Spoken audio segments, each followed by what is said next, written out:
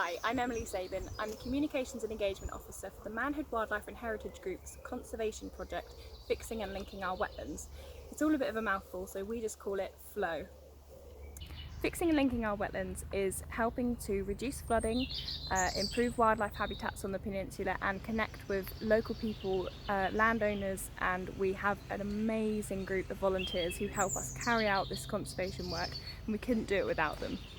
In today's video, I'm going to take you on a whistle-stop tour of some of our sites. I'm going to introduce you to some of the wildlife you can find there, and I'll tell you a little bit about how we're managing the site and what we've done to improve it for wildlife and for flooding.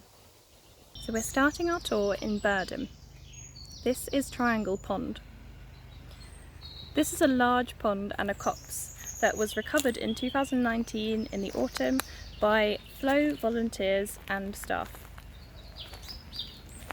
With careful management, this previously overgrown and shaded area has been transformed into a tranquil, natural haven. The pond, over there behind the wildflowers, is linked to the wider ditch network, which enables excess water to be carried out to sea. So it protects the village from flooding and it provides a year-round supply of water for wildlife. For example, the nationally declining water vole is now present on this site, and the Manhood Peninsula is a stronghold for this species. We've got native fruiting trees that we've planted here, such as hawthorn and blackthorn, which are really good for birds and small mammals because they provide fruits and berries. The pond sustains lots of insects, which is a particularly favourite food of bats. Common pipistrelle, soprano pipistrelle and noctule bats visit the pond, so you may see them on a summer's evening here. We've got yellow flag iris and other oxygenating plants, which enables the water to stay nice and clear. If the sunlight wasn't able to reach the pond, it would get smelly and the oxygenating plants wouldn't be able to work properly. The wildflowers here include oxeye daisies, red campion, which is this lovely pink flower here, a favourite among the bees. We've got thistles, teasels, which in a few weeks' time will have these amazing globes.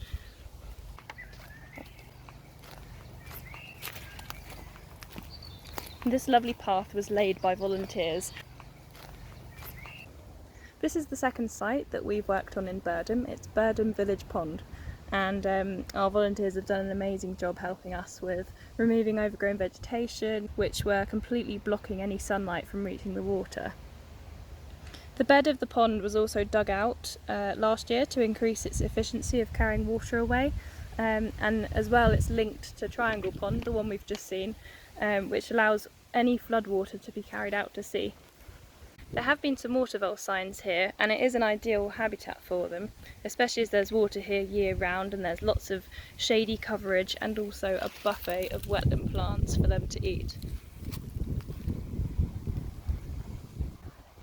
And you're much more likely to hear a water vole or see its droppings than to actually see one itself. So this footpath is in Chichester and it starts opposite St Nicholas's Church. And this is one of the sites we've been working on to improve the value for wildlife. So we've actually planted a hedge along here which separates the footpath to the little stream in the wood. It just gives a little buffer to the wildlife that are in the stream. So the pond itself at Chichester supports a lot of insects, which is great for birds and of course bats as well. This is Hayden's Pond. It's on the Batchmere Road towards Almoddington, and it's tucked away behind a bank of wildflowers and a dead hedge. But it's got these beautiful open areas of bright clear water, which is really good for sustaining lots of wildlife, lots of plants, and it's towered by oak, ash and beech trees and these large willows as well. One of the first practical tasks that happened at Hayden's Pond was the removal of lots of the willow. This willow was actually shading so much of the pond that it wasn't able to hold any water, it was full of silt, so the pond needed to be dug out. And now it holds water all year round and is a real haven for wildlife. So because this pond can now carry so much more water, it now acts as like a natural flood defence. So Batchmere Road actually notoriously floods in the winter, just where heavy rainfall can't go anywhere and it just sits on the roads and it can cause accidents. But this pond and the connecting ditches can now carry water away from the roads and out to sea. So on the bank of Hayden's Pond we've got some white dead nettle, which the bumblebees absolutely love, especially early and late in the year, when other flowers aren't available. We've got hedge woundwort, which is this tall purple flower. There's also some vetch, which the bumblebees are just loving at the moment.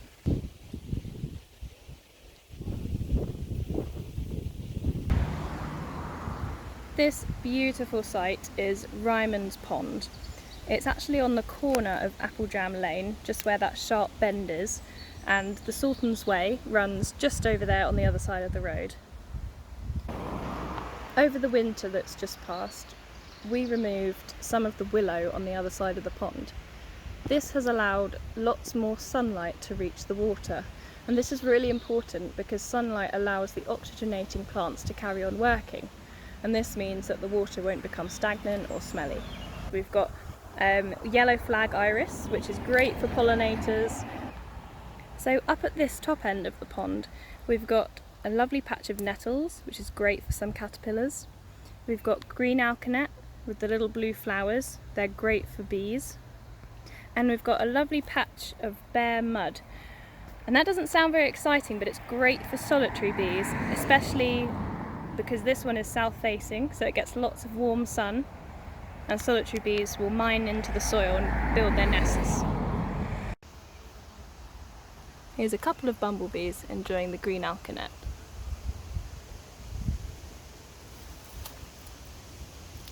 So this stretch of canal in North Mundham was once part of the Ford to Huntston Canal, which opened in 1823, and it stretched 12 miles from Ford on the River Arun to Sultan's Lock.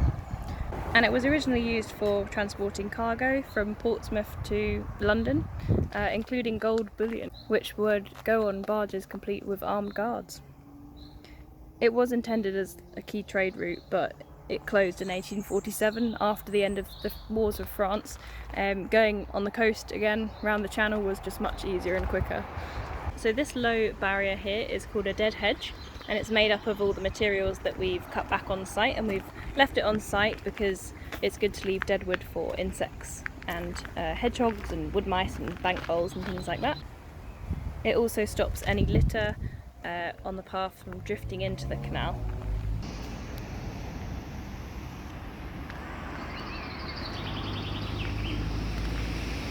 So at the end of last year, in 2019, the pond was dug out and our amazing volunteers helped to get rid of some of the overgrown vegetation. We left a lot of the wood on site, and now there's so much more sunlight on the water and it just supports so much more wildlife than it used to. So even though they can grow quite thick and we have to remove a lot of brambles, we don't remove all of them, because they're a really valuable food source for pollinators in the summer with their beautiful white flowers, and in the autumn especially for birds and mice and voles who want to fatten up before the winter. So there's a real variety of wild flowers growing up here now. Got some beautiful foxgloves, which of course are lovely for our longer tongued bumblebees, because of course the short tongued bumblebees can't reach the nectar inside the tubular flowers. We've got some mallow and our green alkanet, again good for bees. So we've got a common carder bee here, which is one of our longer tongued species and can reach the nectar inside the foxgloves. There's loads of mature trees that line the canal,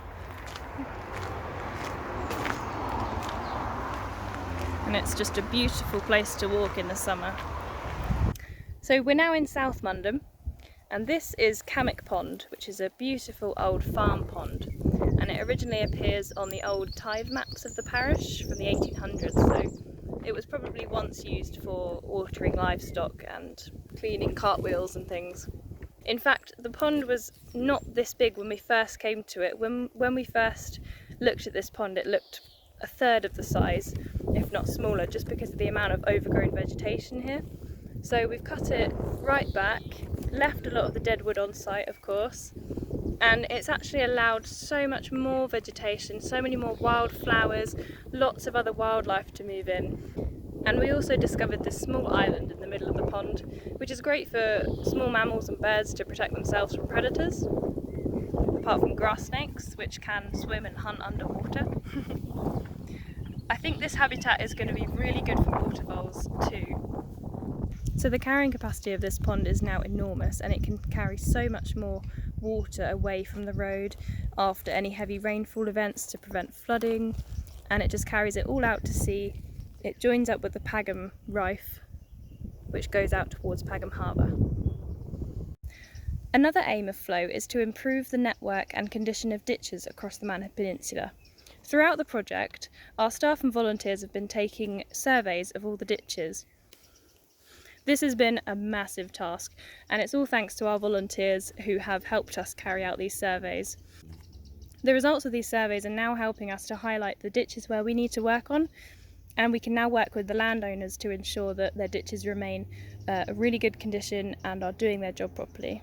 I hope you've enjoyed this tour of our sites. I hope it's given you a little insight into what Flow does, and maybe it will inspire you to just take a closer look at some of the wetlands and ditches in your area.